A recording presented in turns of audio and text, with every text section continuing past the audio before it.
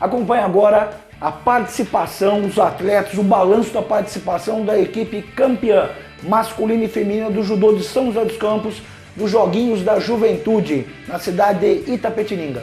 Essa foi a 13ª edição dos Joguinhos. Há alguns anos, bons anos atrás, eu cheguei a participar das primeiras edições como atleta. É uma competição bastante gostosa de lutar.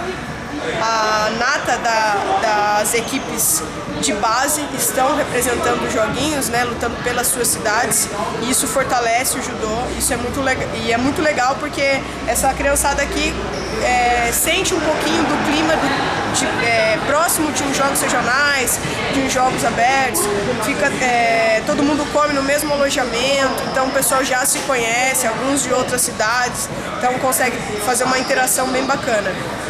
Dessa vez eu pude acompanhar como técnica essa equipe, né? Tive a honra de acompanhar essa criançada aqui, que apesar de serem novos, né? Os Jogos Abertos da Juventude vai de 15 a 19 anos, então apesar de alguns serem bem novinhos, já lutam como adultos aí, lutam como grandes. A gente teve uma participação muito boa, a diferença de pontuação foi bastante grande, do primeiro para o segundo lugar. No masculino foi mais apertado, a gente teve um desfalque do Lincoln Kanemoto, que está representando o Brasil no Campeonato Mundial Sub-21, agora em Miami, né? Deve lutar esse final de semana, e a gente não pode substituir o atleta, porque a vaga dos Joguinhos Abertos é diferente da vaga dos Jogos Abertos, não é a equipe que se classifica, é o atleta. Então, como ele precisou, né, e está representando muito bem a gente no Campeonato Mundial, a gente ficou sem o peso dele, sem a vaga do peso dele, né? Ninguém pôde lutar no peso dele.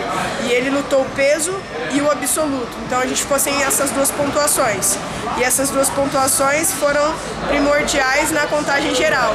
A gente acabou ficando em segundo lugar, né? Eu não considero que a gente tenha perdido o primeiro, porque a gente está ganhando bastante experiência com ele no Mundial.